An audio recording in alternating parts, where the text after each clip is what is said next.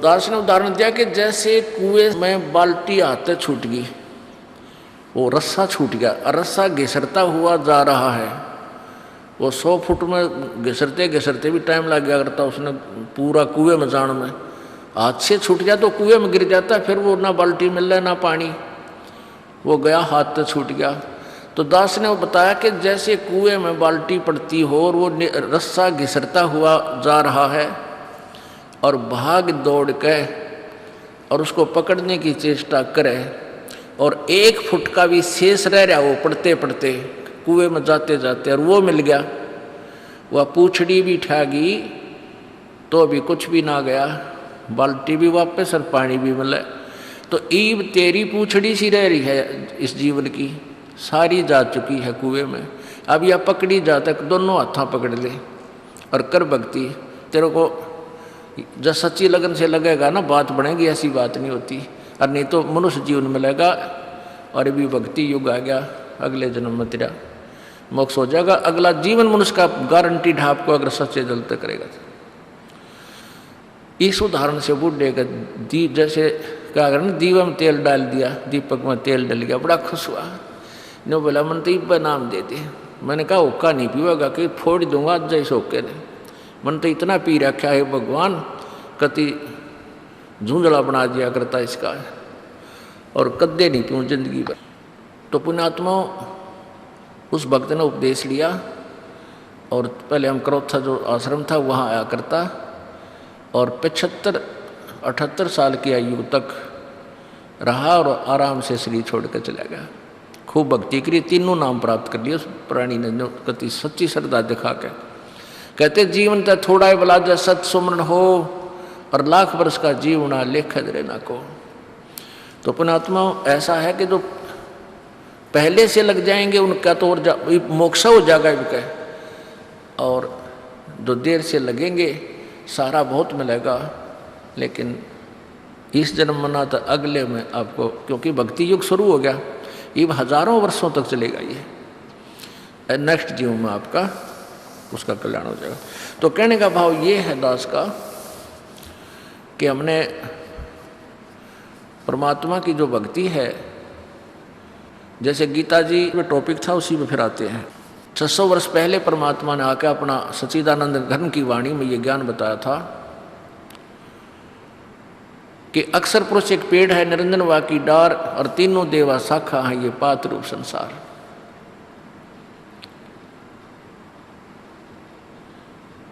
सारा एक ही सेंटेंस में, एक ही अमरवाणी की एक श्लोक में या 15वां अध्याय कह दिया, परमात्मा ने बोल दिया। ये कोड वर्ड होते हैं और कोड वर्ड को तत्वदर्शी संत ही समझा सकता है। उल्टा लटका हुआ संसार रूपी वृक्ष है, ऊपर न जड़ है, नीचे को तीनों गुण रूपी शाखा, इतना तो बताया है केवल ब्रह्म ने, गीता ज्ञानदाता ने। ऊपर को जड़ और नीचे को तीनों गुण रूपी शाखा, बस। अब परमात्मा ने आकर बताया कि अक्षर पुरुष एक पेड़ है और निरंजन वा की डार, तीनों देवा शाखा है ये पात रूप संसार। अब ये अक्षर पुरुष क्या है, अक्षर पुरुष क्या है, परम अक्षर पुरुष क्या है और सर पुरुष क्या है, इसके विषय में चर्चा चल रही थी कि गीता जी अध्याय नंबर 8 के श्लोक नंबर 1 में अर्जुन ने पूछा परमात्मा वो तत्ब्रह्म कौन सा है प्रभु, जिसको जानने के बाद फिर बुढ़ापे और इस मृत्यु के दुख से छूटने की ही प्राणी प्रयत्न करता है, चेष्टा करता है। तो बुढ़ापा जो सबसे बड़ा दुख बताया और ऊपर से फिर मृत्यु। तो जब आपको ये पता चलेगा कि कितना कष्ट है इस प्राणी को, फिर आप इस बुढ़ापे और मृत्यु को पुनः प्राप्त करना नहीं चाहोगे। अभी तो आपने एक रूटीन मान रखा है कि वह मरना जीना तो लाग रहा है, और सभी कहें भाई जन्म हुआ वो मरे भी गा, मर गया उसका जन्म भी होगा, क्योंकि यहाँ तक का यही विधान है ब्रह्म तक का। शंकर भगवान ने अपनी माता दुर्गा से कहा था कि हे माँ, मैं आपसे कुछ नहीं मांगता और ना मैं कोई प्रयत्न करता मेरे अपने पिता को पाने की, मुझे तो आप एक वरदान दे दो, मुझे अमर कर दो, मैं कद्दे नहीं मरूं। तब दुर्गा ने कहा बेटा ये नहीं हो सकता, जो जन्म गया उसकी मृत्यु होगी, जो मृत्यु होगी पुनर्जन्म जरूर होगा, ये विधान है, इसको मैं परिवर्तन नहीं कर सकती इसमें। तो पुण्यात्माओं, यहाँ जन्म और मृत्यु सभी का है और सभी तकरीबन ऋषियों ने यही उदाहरण देकर फाइनल कर दिया कि जन्म मृत्यु तो सदा ही बनी रहेगी। लेकिन अपने सदग्रंथ ये भी बताते हैं, गीता जी अध्याय नंबर 15 के श्लोक नंबर 1 से 4 में बताया कि श्रेष्ठ तत्वदर्शी संत की प्राप्ति के उपरांत उसके पश्चात उस परम पद परमेश्वर की खोज करनी चाहिए, जहाँ जाने के बाद प्राणी फिर लौटकर संसार में नहीं आते, उनका फिर कभी जन्म मृत्यु नहीं होता। उसके लिए कहा कि उसके लिए तत्वदर्शी संतों की खोज कर, और गीता जी अध्याय नंबर 18 के श्लोक नंबर 62 में कहा है कि तू सर्वभाव से उस परमेश्वर की शरण में जा, उस तत्व ब्रह्म की शरण में जा, जिसकी कृपा से परम शांति और शाश्वत स्थान सनातन परम धाम सत्यलोक को प्राप्त होगा। तो गीता जी अध्याय नंबर 8 के श्लोक नंबर 1 के प्रश्न का उत्तर गीता जी अध्याय नंबर 8 के श्लोक नंबर 3 में गीता ज्ञानदाता ने कहा कि वो परम अक्षर ब्रह्म है। अपना आत्मा देखिएगा, क्योंकि अब गीता जी को छोड़कर सबके ग्राम हनुमान चालीसा हो रहा है। अब शायद गीता जी भी ना पाओ, पर ये दिखानी पड़ेगी, इसलिए ये देखिएगा। अनुवादक हैं जय दयाल गोविंद का, गीता प्रेस गोरखपुर से प्रकाशित है।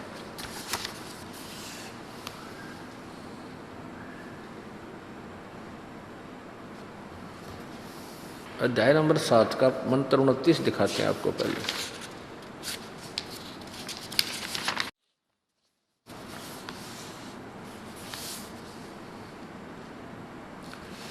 इसके नीचे संस्कृत ये 29 मंत्र है, श्लोक है 7वें अध्याय का। जरा मरण मोक्षाय माम आश्रित्य, जरा मरण मोक्षाय माम आश्रित्य यतन्ति ये ते ब्रह्म तत्विदु, ब्रह्म तत्व ब्रह्म को च ब्रह्म तत्व कहो, विदु कृष्णम अध्यात्मम कर्म च अखिलम।